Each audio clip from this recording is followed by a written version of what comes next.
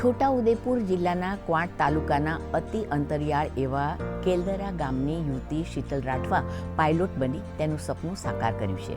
આ દીકરીએ જવાહર નવોદય કેન્દ્રીય વિદ્યાલયમાં ધોરણ 12 સુધીનો અભ્યાસ કર્યો હતો અને નાનપણથી જ પાયલોટ બનવાનું સપનું જોયું હતું, જે તેણે તેણીના માતા પિતાની મદદથી પૂરું કર્યું છે. તેના પિતાએ દીકરીને પાયલોટનો અભ્યાસ કરાવવા 50 લાખ જેટલો ખર્ચ કરી સાઉથ આફ્રિકા મોકલી પાયલોટનો અભ્યાસ કરાવ્યો છે.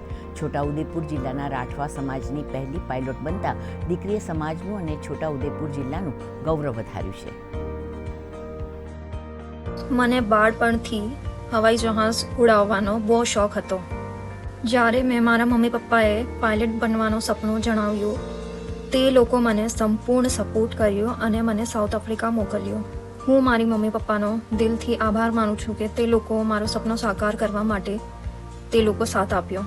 એક સમયમાં પેલા મુખ્યમંત્રી હેલિકોપ્ટર લઈને ચકલામાં આવ્યા. ત્યાંથી એમને હેલિકોપ્ટરમાં જોયું કે મારે એક દિવસ મારે આવું પાયલટ બનવું છે એવું સપનું હતું. એટલે એને હિંમત હારી નહીં અને અમે પણ એવું એને સપોર્ટ કર્યો.